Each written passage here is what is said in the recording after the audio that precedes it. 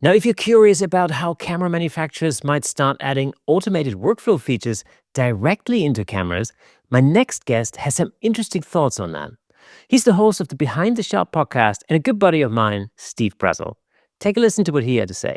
Thanks for having me on again, Kirsten. I'm Steve Brazill with the Behind the Shot podcast, and I'm going to be talking for a little bit. I have lots of opinions on this. When Kirsten first asked for my thoughts on where we might be headed in 2025 in the photo and video space in terms of trends and gear, etc., my mind went in multiple directions. I see three possible scenarios. Scenario number one, that I get lucky and everything I'm about to say is 100% correct. That's unlikely. Number two, that all the rumors are also 100% correct. Not very likely. Number three, once again, camera companies prove that we have zero clue what they're doing or why. We live right now in a world where the term AI is tossed around in everything we use. Generative fill in Photoshop, AI masks, machine learning image processing for things like sharpening or noise reduction. We are at the start of some serious trends in photography and photography processing. For example, the new ability in Camera Raw to correct reflections is absolutely insane. But all of these advances, or at least for the most part advances, there's a few of them I think might be a bridge too far. But with all of these things, I'm surprised at where the major camera companies have stopped innovating. Why, when our phones do such complex computational photography, have these companies not embraced AI at a deeper level or computational photography at a greater level? For example, Canon recently introduced with the R5 Mark II and the R1 their in-body neural network noise reduction and their upscaling. But when you use them in camera, it breaks your raw workflow. The result is a JPEG. Why? I want to see what these processes do to my image, bring them into my standard raw workflow, and be able to selectively adjust what Canon's engineers have decided to do to my shots. So I don't understand why it's not coming out as a DNG or something like that when they clearly have the ability to do that. So is 2025 the year where these camera companies embrace better AI, machine learning, computational photography technologies? I don't really know. As long as there is an option to disable those things for journalistic integrity reasons, I kind of hope that we see some better automated workflow additions in camera that help us photographers out. One area I would love to see this with is noise, right? Canon, for example, knows their gear.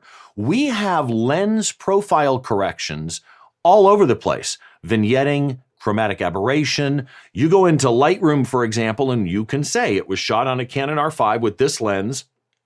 It knows the profile of that lens and can correct common issues that any given particular lens might do. Well, they know the limits of their sensors. They know what their noise looks like at different ISO settings. So I don't understand if they may not be able to get super clean images at crazy high ISO. I get that. We may have hit the limit of super clean natural images at high ISO because of the way physics works, right? Because of the way light works, because of the way you have to amplify that signal at high ISO. But why can't we have sensor profile correction that corrects what they know to be noise in their shots?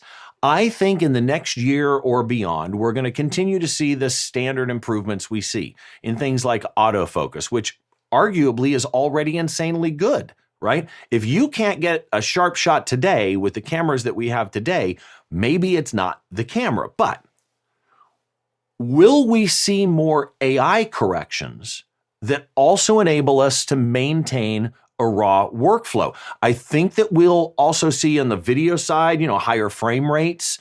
We'll probably see more global shutter releases in different camera models. All of that said, the truth is, we are at a few inflection points that are all happening at the same time. Users right now have great cameras in the phones in their pockets, but Let's be honest, professional subject matter still requires pro gear. No pro is out there that's going to shoot the NFL on their phone, the Olympics on their phone, or in my case, as a music photographer, concerts on their phone. Yes, I understand the audience is using their phone at concerts, but those aren't being published in Rolling Stone or by the venue used in marketing shots.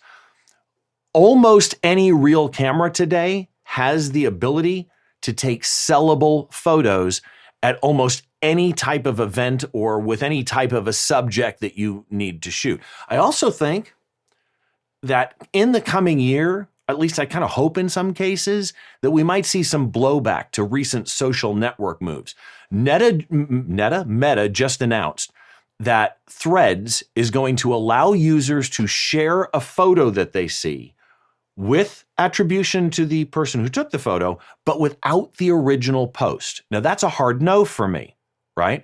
When I post a picture, in the description, I may tag the venue that I was working for, or the artist that I'm working for, or the artist that's in the image, and I may even be required to have those attributions in there. If you allow somebody to share my photo without the original post, you may be causing me issues with agreements that I've made. So I think in some cases, the context of the original post is important. And I think when you have companies like Meta that are making these changes to Threads, if they bring that to Instagram, I'm going to leave Instagram. So I'm hoping that we see some kind of correction in what's happening with the way tech is treating creators. So to wrap up this long soapbox, what can we expect in 2025? I think we're going to see more innovation with, at the same time, an adoption by camera companies that's probably too slow. We'll probably get better language models and machine learning and AI and all that is involved in that, but we'll probably also see it used in ways that threaten rights owners. So the bottom line is, it's going to be a fun year. Thanks again for having me, Kirsten. Appreciate it, buddy. Thank you so much for tuning in. If you enjoyed that clip, then press here for the full episode in glorious Technicolor. Hey, and don't forget to subscribe.